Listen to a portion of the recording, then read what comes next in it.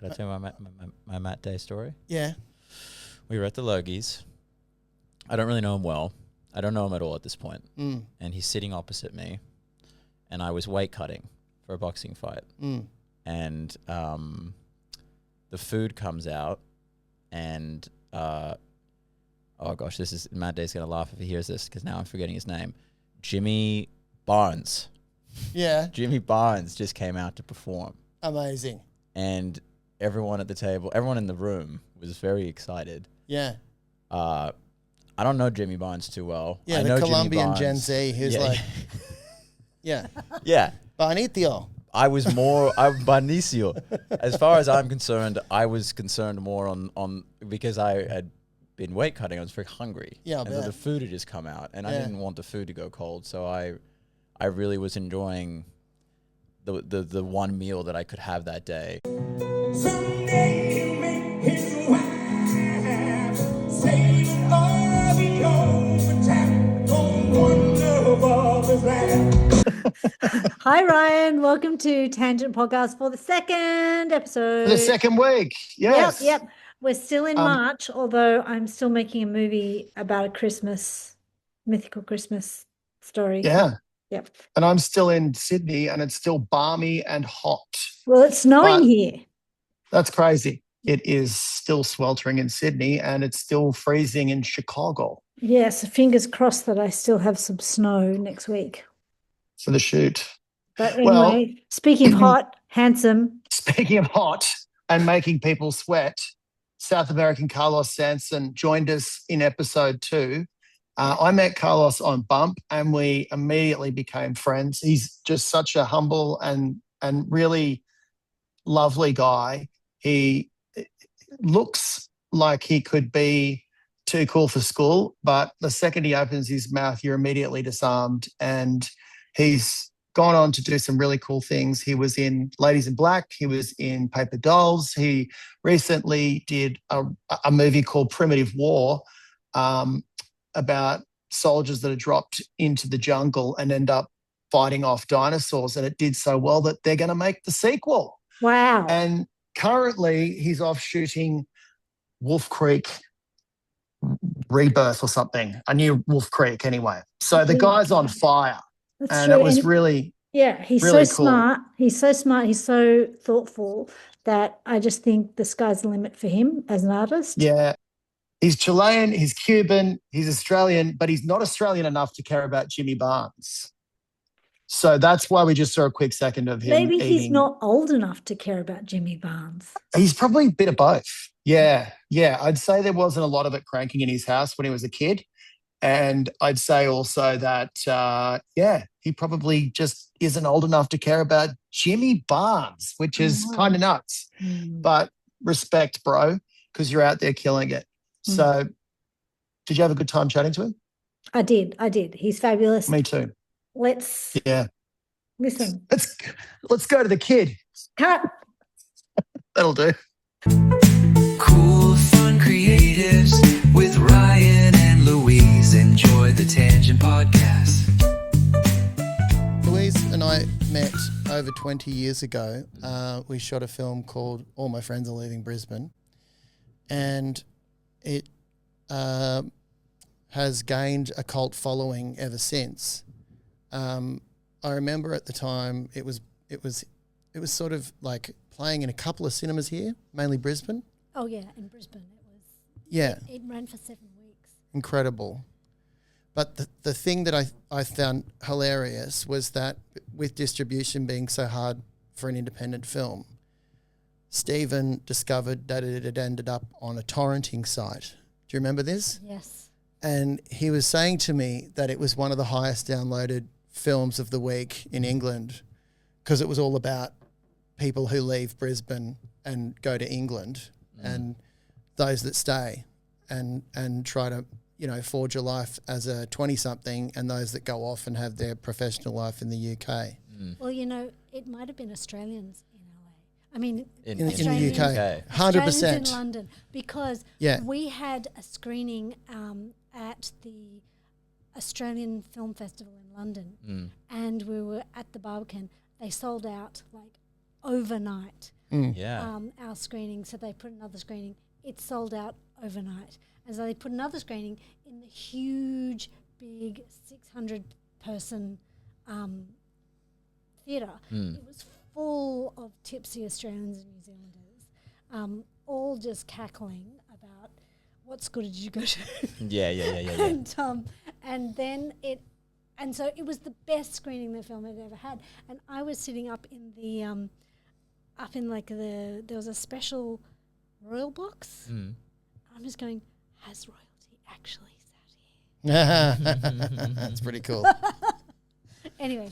Yeah, so we met on that, and I've worked with Louise since, but because she's come up to do Flickerfest, she said, I'd love to do like a podcast type thing where I interview like people involved in and around the film industry, some people in Flickerfest. Matt Day just came in, talked about his film. Matt Day's great. Did I tell you my Matt Day story? Yeah. We were at the Logies. I don't really know him well. I don't know him at all at this point. And he's sitting opposite me, and I was weight cutting for a boxing fight. And the food comes out, and oh gosh, Matt Day's gonna laugh if he hears this because now I'm forgetting his name. Jimmy Barnes. Yeah. Jimmy Barnes just came out to perform. Amazing. And everyone at the table, everyone in the room was very excited. Yeah.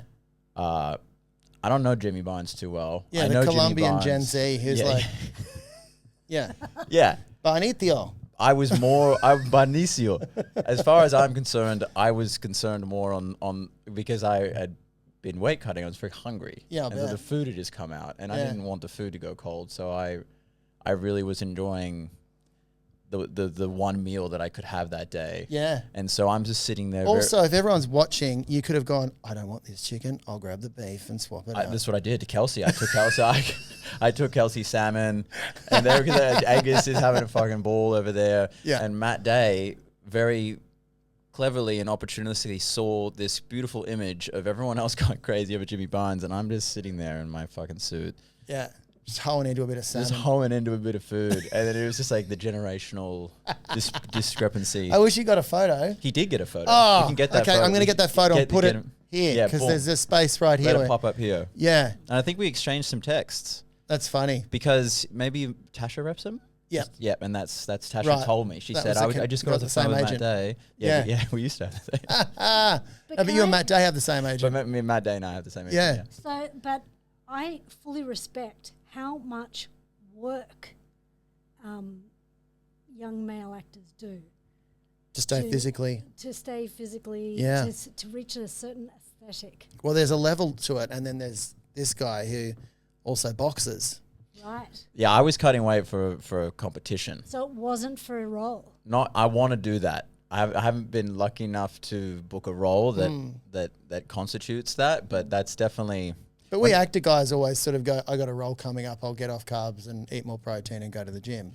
Yeah, but that Yeah. feels like it comes from more of a vanity place of like I Yeah. want to look good as Yeah. opposed to a weight 100%. cut for a character that's going through some, difficult thing in their life, and Yeah. whether they're a drug addict or insomniac like in The Machinist, like that type of stuff where it's Yeah.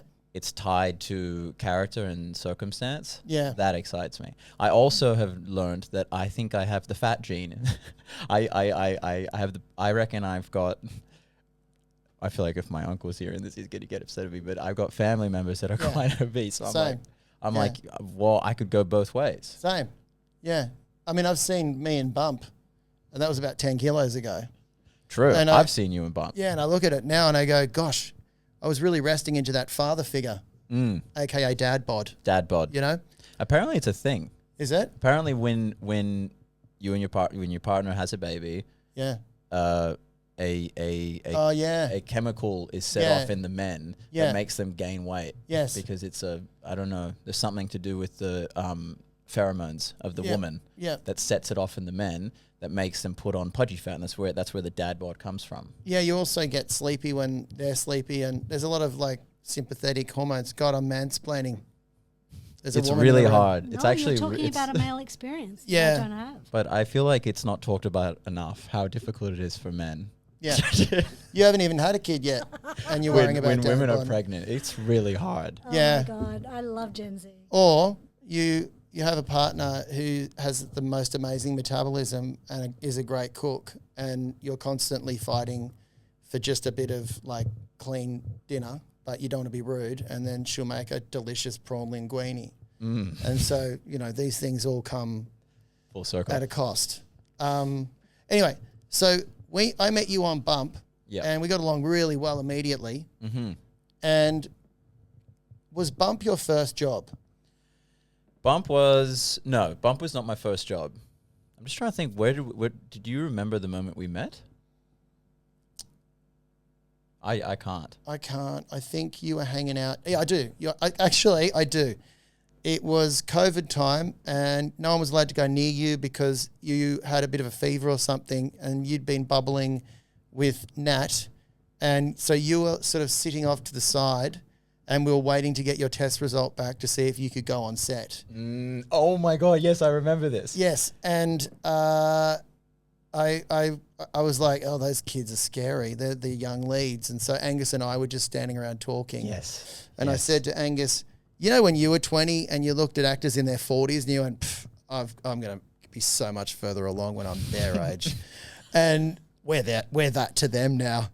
And he thought that was pretty funny. Meanwhile, Angus is off shooting like 8 American things and they're just like, scheduling him in. But, he enjoyed the joke.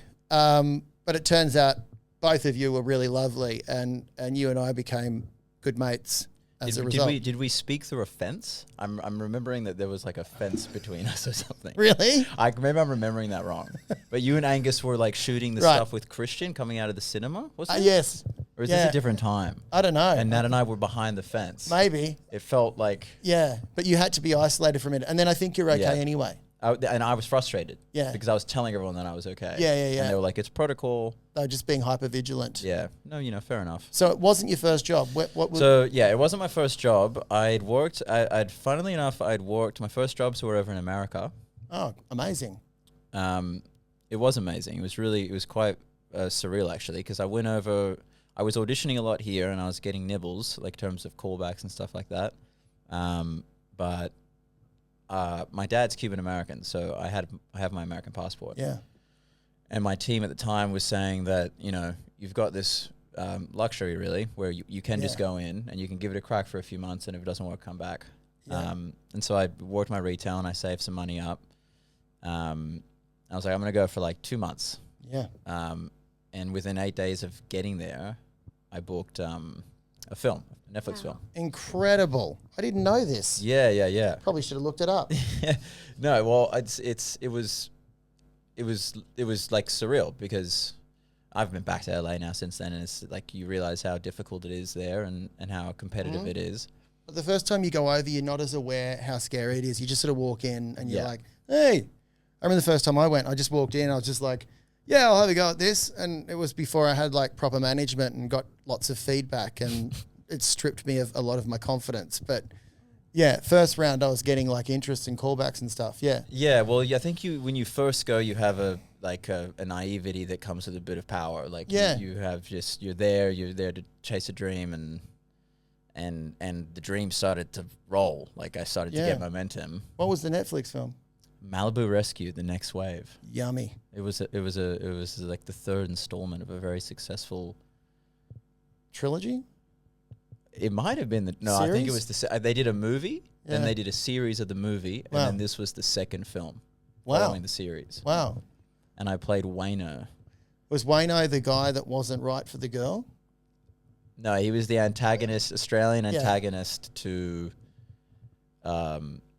captain of the Australia team for the lifeguard championships down in Malibu. Oh, yeah, because they happen all the time. All the time. Lifeguard championships. Absolutely. Yeah, I watch it on TV sometimes. And so that was a pretty cool start. So, I started to get good momentum over there. And then I booked another series, Legacies. I played a werewolf, and that was dope. Oh, Legacies, yeah. Yeah. It's a spin-off of a spin-off. Yeah. Of Vampire Diaries. Yeah. And I got to work with some like OG Vampire Diaries actors that came back, and so like my sister was freaking out, and that was felt, again, really cool. Have you ever been invited to do a convention? Nope. Have you? No, but I've never done one of those type of things. People who do those things can go to conventions and Yeah, earn, yeah, yeah. you know, a bit of money. I think it's a big source of income. Yeah. I think it could be like, Yeah, I got a friend who was in Vampire Diaries, and between gigs, he goes around the world. He'll be in Romania yeah. just being a vampire diary guy. People love it. Yeah. It's got a big fan base. Doesn't Romania have its own vampires? Isn't that where That might- vampires started? I don't know why I said Romania, but they go to weird places like Budapest or Pest. Or like Pennsylvania? Wait, Yeah. what's the one? It's just Pennsylvania. Pennsylvania is a state in America, but there's another one that sounds like Pennsylvania. That is where the vampires, like Dracula's family lives there. Oh, Is it not? might come to me. Anyway. I think I know what you mean. It's It's not Salem's Lot. No. Anyway. But anyway, so that was your first thing, and then what happened? So I started to get good momentum, and I was like, this is great. And the whole 2 month plan turned into like a 6 to 8 months stint. But then I sort of had to make the decision on whether or not I come home now that I've had a bit of success, or whether I set up camp long term and like live in LA as an actor.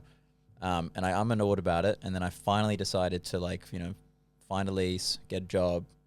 And as that happened, COVID happened. Oh, yeah. And so like Trump made the presidential address that the NBA was shutting their season. Yeah. And I was sitting there in the living room going like, I wonder if Hollywood will follow. Yeah. And then like that night, my manager at the time was coming home from LA. He was like, you should get on a plane with me. Yeah. And I came home thinking like, all right, I got this big plan to go back to LA. Got the momentum. It's all happening. I'll be back in a month. This COVID thing will last a month. It didn't last a month. Yeah. Was that the... I did the same. I left LA on the 15th of March, which was the Sunday. Yeah, I think it was right around then. Yeah. It was like, you would have just got back right before they closed the borders, Australia. Yeah, it was like 5 days before I would have had to have hotel quarantine. Yes, I'm with you. Yeah, and the next day all the schools were shut. Yeah. And Yep. And you couldn't get a Qantas flight. Yep. Unless you like booked business class. Yeah. I went to Hawaii in February for a friend's birthday, and I remember going to the airport with my mate, and he was wearing a mask. I was like, oh, come on. Like, honestly, it's not that. It's just a bit of it's like bird flu or whatever. And then I got to the airport, and it was like really quiet. And I said to the guy when I was ordering a bit of food, and he was like, oh yeah, this COVID thing's really wiped out travel. People are really worried about it. But it wasn't like a thing yet. And then we got back, and by the time we got back, the airport was like a ghost town. We might have been the last people that ever went overseas at that point. It was we just made it, and then all of a sudden it was just a thing everywhere, and it just got more and more. Like I remember being in Queensland, staying in a hotel that was on the border of Tweed Heads and the Gold Coast. It was New South Wales, Queensland. They shut the border. People were sneaking through the car park underneath to get to and from, because there were cops at the border stopping people. Yeah. It was crazy. Yeah, it's crazy. Yeah. I remember we were coming back from a family holiday, and my Alex's friend Harry was with our family, and they were doing that thing. It was just to Noosa. Yeah. And we were at the security gate, and the border security were just asking everyone, do you have any symptoms? Do you feel okay? Yeah. And of course, you You're lie. like, Nah, feel good. Feel great. Harry, he's got a little sniffle. Yeah. And it's probably just from when you fly and you get dry. Yeah. Hay fever. Hay fever, something. And it's funny because it's like your little brother's mate who's on the family holiday. It's not like you're a brother or anything. Yeah. Our whole family goes through a little white line. Now we all felt fine. Harry felt fine. We get to the thing, and Harry's like, they ask Harry, did you feel okay? He's like, I've got a bit of a sniffle, but I think I'm They lock him up, they throw him in the quarantine, and all of a sudden, this is on the way to the holiday, and all of a sudden, my mom and my stepdad are like, well, fuck, what do we like? They got to call his mom. And no. It's like Harry's in a quarantine for 48 hours. Oh, shit. It was a weird time. But you came back, and then Bump was during COVID, so I'm assuming that So you came back to Australia, Yeah. and nothing was going to happen, right? Yeah, I was thinking I'm going to go back to LA relatively soon. and then the audition, and then the lockdown happens for a couple months. I can't remember exactly, but the audition for Bump came in while we were in lockdown. And I remember reading the character description for Santi and just feeling very like, ooh, this is right down my alley. Yeah. And it happened very quickly, but like I put the tape down, and within two callbacks. Yeah. With Kirsty McGregor, I'd booked the role. Amazing. Kirsty's such a great casting lady. Like she really like even in this space here, when people come in to audition for roles, I'll see a bunch of different people for the same role that Kirsty puts together, and they're all really good, and they're all really like, they can all really bring something unique to the role, but she doesn't do that big wide sort of like, she really finds the right person. Yeah. She sees something in different people and then she puts them forward, but it doesn't feel like, I'll be going for like, he's a detective, general. He's 52, he's burnt out, he's on the edge of retirement, and he's got a drinking problem. You're like, should I put this down? I guess I should. Maybe they'll see something in me. You kind of hope that the casting person will do that work, and I feel like she's really good at that. Yeah. She's intentional in who she gets to read. Yeah, it's nice. It is nice. So and she did. Nat and I didn't chemistry read. Didn't? Which is crazy. No chemistry read. We met once we had both booked the jobs, which is a crazy call from like Absolutely. for Kirsty to be able to go, yep, this will work. And then it comes out and it's like the most watched show Stan's ever had. Is that right? Yeah. We were still in the whole COVID thing. It's like a runaway hit. I guess COVID would have helped that too. I think so. It probably had something to do with it, but it was received so, like, it was just adored. Yeah, well, it's an adorable show, but it also then it draws you in with its sweetness and then hits you in the guts with, all of the moving, powerful moments. Like the first season being about teen pregnancy and just getting your head around that. And then there's the time jump to like not getting to have your 20s or your late teens and, two kids dealing with essentially growing up really fast. Yeah. And the reality of that. Yeah. They did a really good job of finding ways to keep that story going because if you think about the concept, it could be like a one and done. But it became this beautiful kind of universe with all these different wonderful characters and all these different arcs. And it included an incredible character called Tim, who turned up in season 2, I think.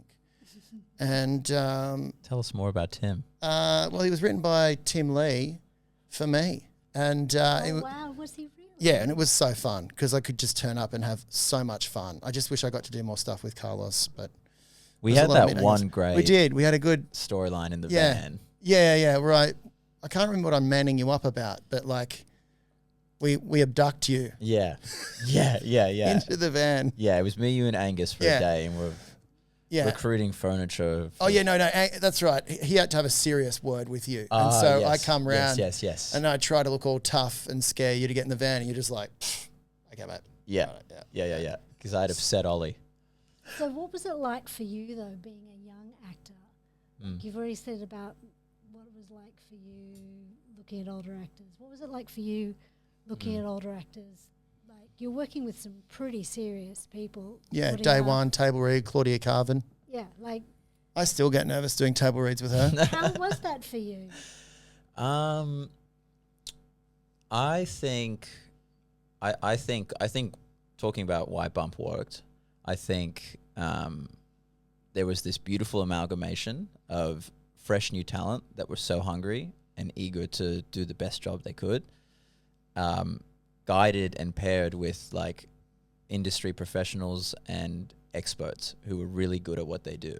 And that stemmed right from John and Dan to Claudia, and the leadership that was on display for all of us youngins or first timers. It was the perfect amalgamation. Yeah. Or like what do they call it? People that turn stuff into gold. Yeah. I know what you're saying. On the spot, people will be going, it's called that. But anyway, What But- did you learn? What did you learn from these actors you're working with? Like alchemy. early on, alchemy. It was alchemy. Alchemy. It was the classic yeah. John and Dan alchemy. Yeah. No, it was. And I think what I learned was it was so incredible to watch how I'm thinking about Angus and Claudia right now, like their craft and how different they work, but how much they back themselves and their decisions and their choices as actors. And that was I think one of the greatest gifts that Bump gave me was sort of as the seasons went on, I really learned to back myself and my choices and my instincts and my craft, like how I show up to set and how I, do my best job and deliver my best performance is very different to everyone else, as is everyone's. But You got to, no one else, that's the thing, especially in TV, like if you come in and make a good swing and no one says anything, just stick to it. If you come in and offer nothing, then I find the director kind of subconsciously overcompensate and starts giving you too many notes. But if you come in with a confident swing, they've got no time to think about it. So they're like, he's sorted, she's sorted. it's all such a right, good let's point. think about the shots. yeah, you know? yeah. Yeah. And then I guess we had some beautiful directors as well. Jeff Bennett. Oh, That was such a like to be working with all of them really. But I did my first ever job with Jeff Bennett, and then I've done subsequently about 10 different jobs with Jeff Bennett. Whenever I turn up and he's there, it's like your favorite uncle. You're just it's such a beautiful. We're What gonna- does he do? Tell me what he does. he just gives you space and time, and then he finds a way to do things beautifully creative around the space and time he gives you. And then he'll come in and just say a couple of things that make a lot of sense, that work from what you're doing, not from what he wants. you to do. Yeah. And then the scene always ends up organic and kind of just feeling a bit like there's a feeling to it that because people have that level of permission, and the Jeff Bennettness to it, where it's kind of got this coziness to it that really suits sensitivity. Yeah, sensitivity. Yeah, it suits Bump. It suited Dr. Doctor especially. Yeah. And if you need to go somewhere in a scene, he gives you the time. He lets you improvise a little bit, but within reason. And anyway, he's my favorite of all time. Yeah, I remember talking with Jeff about this, maybe season 3 or something. I was like, what do you, like, how do you do what you do? Yeah. And then I remember he said something, I'm going to butcher it, but something along the lines of, it's very important that I don't say too much. Yeah. Like sometimes it's about how can I give this note in the least amount of words? Yeah. Because it's so easy to tip an actor too far. Yeah. And then they're in their head. They're not present anymore. Yeah. And so for me, working with Jeff, he's like the master of feeling into where you are at as the actor. Yeah. And just guiding you in the direction which he doesn't even know if it's right, but he's just got an instinct that this could help you. And there'll be a happy accident in there that he hasn't seen, and he'll use it. Yeah. So like something surprising will happen that he hasn't told anyone to do, but because you've got that freedom, you just go in the moment, try something, and everyone goes, oh, that was cool. And sometimes it doesn't work, but I think earlier, like what Matt Day was saying is that he likes to give actors the freedom and then tries to work around that within reason. And I think it saves time because the actors come in and then they all feel kind of connected and ready, and then they start rolling and there's an energy happening, and then everyone kind of goes, yeah, all right, few adjustments, but we're kind of there. And it just makes it feel like you're in it. Whereas the resets kill you. And then if you get those directors where it's like, okay, this is the scene, you're there. Now you're going to come over here. And you're in your head going, all right, I'm going to get all that. And then it's like, all right, Carlos, it's your close-up. all right, I'm watching you. Okay, Carlos, on that, I think you need to react a bit like this because the audience need to feel like that. Yeah. And suddenly you're just thinking about this and that. you're just doing close-up acting. Yeah. And then your take. And then it turns around the other person. It might be two cameras, but if there's more than two, there's the other person's close-up. And suddenly it becomes their take. So everyone's aware of their take. And I think that's when your body, for me, my body starts feeling tired and my brain just checks out. And I'm like, it becomes an exercise in getting it right. It feels more mechanical. Yeah, over finding it. One of the best things that Jeff did, and I noticed it's very effective for non-actors or people who are just starting out. So I guess there was a lot of us that were just like, fresh to the job. Was the rolling reset, Looping. the looping, where you would just do a scene and you would run it 3 or 4 times Before but they there could would be mess no with- cut. That's right. And so so by the 4th take, you forget to act. Nice. So like it's, or by the 4th take, you kind of become aware it's the 4th. But it's, for me, I always found it was like the 2nd or the 3rd, where you're just you there's no pressure of like, I got to get this right because I only got one shot of it. It's like I can fuck this line up, but it's okay because I got another one to go. Another one. Yeah. And you try things. Or I can pick this up in annoyance and whack myself on the head and put it back down and then say my line, and he might use it. Yeah. But I won't get in trouble. Yes. That's the biggest thing. If you can remove that from the actor, that idea of like, I'm going to get it wrong, or I'm going to get in trouble, or I'm wasting time. Yeah. If it's so hard for an actor not to feel that. Yeah. But if you can be in that place and be working from that place as an actor. Yeah. That's where my best work happens, at least. I agree. Well, we've run out of time because we've talked about the process, which is my favourite thing to do. Oh, it's wonderful. Yeah. Can I ask one more question? Yeah. What is it that you hope as an artist you can achieve in the future? Good question. I really want to tell stories that I have some skin in the game. I want to tell stories where it's like, this has affected me in my personal life in a way that was quite deep, whether it's in the past or happening now. And I want to. Those are the stories that I feel that I can contribute most to, and whether I have negative associations with those memories or whether they're beautiful memories, it's like I want to give a piece of myself to the stories that I continue to tell, and in doing that, hopefully, it becomes more universal. Like the more specific I can give. Myself to the art, I think it'll be received. Does this make sense? Yeah, Of I think course. as long as it's like the triangle, right? If it's true for me and it's true for you, then the person watching it Yes. forgets they're watching acting, and then they, it's like that magic triangle of like. But if it's not, if I'm self-conscious, and you're working hard to get me out of my head, and the scene's a bit pear-shaped, the audience goes subconsciously, something's not right. But if you can bring, And they don't know what's not right. No. They just know, they take it as like, oh, I'm bored, or I'm not in it.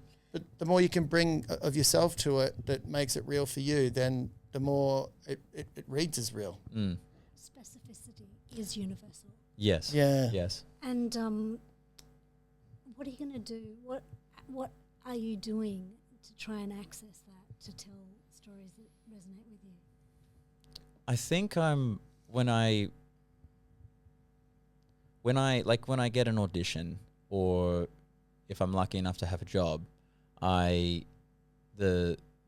it's not like it's a form of therapy for me, but it's like something has to give in my body. Like there has to be something that propels me to want to tell this story or to bring this character to life.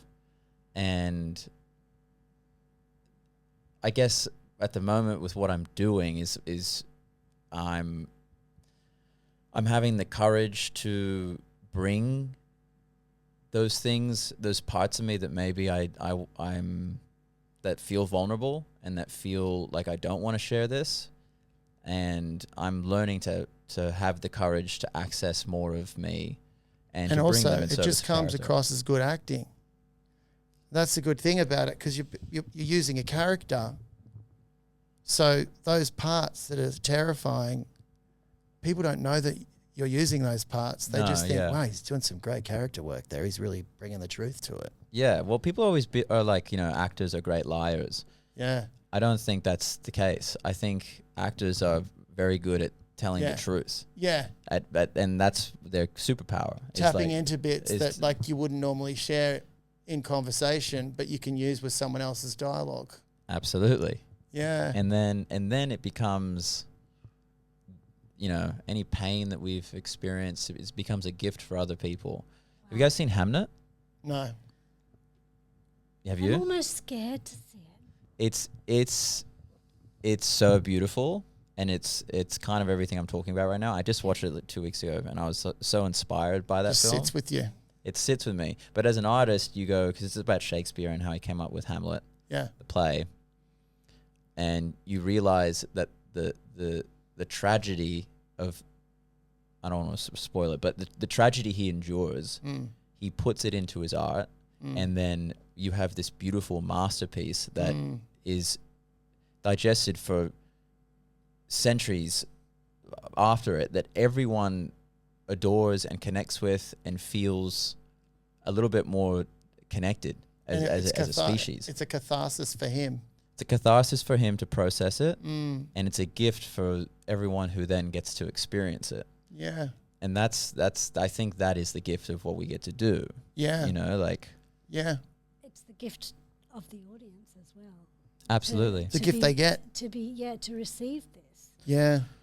It's an amazing. It's a catharsis. It's an interaction.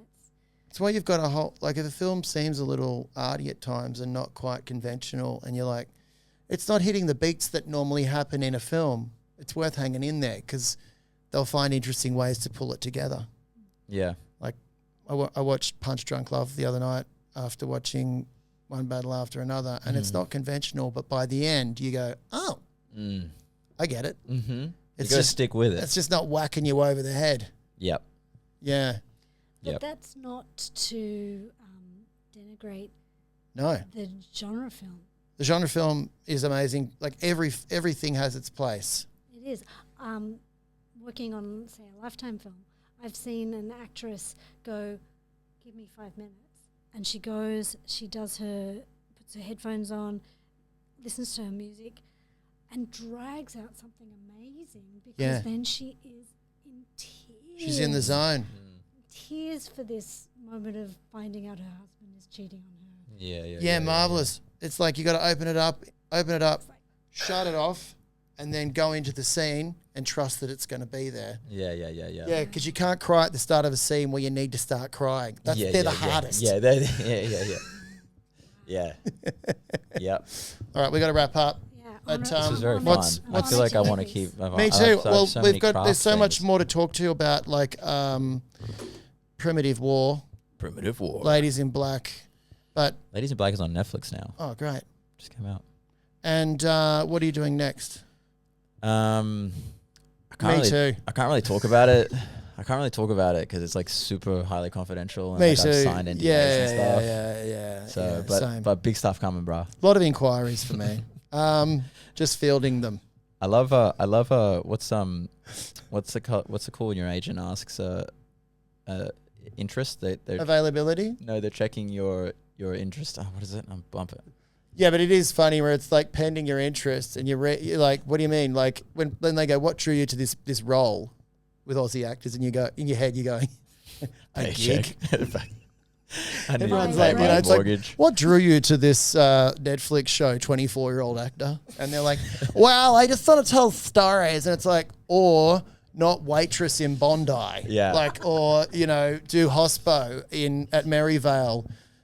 Dude, I'm not being targeting a gender, but like, it's like, it's such a funny thing when people sit there talking about how they're like, choosing work and stuff. And it's like, there ain't no smorgasbord at this stage. Yeah. It's pretty slow out there. So it's got to be quite bad to say no. Yeah. Yeah. I've been very lucky. I've never had to say no. Yeah. But I've been lucky in that everything I've done I feel quite proud of. And Yeah. You're having a great run. I've worked with good people. That's the key. Yeah. You're You welcome. really should be proud. You should be proud of this body of work that you're developing. Oh, thank you. Yeah, he's doing incredible work. I hope more and more. So Yeah, thanks for yeah, being I'm here. sure. Thanks Thank for you. being here. Thanks for being part of the podcast. Thank you so much. Thanks, mate. Thank The you. No guys. Cast. Then on the No Cast. On the cast. No Cast. Yeah. That was fun. That was really fun.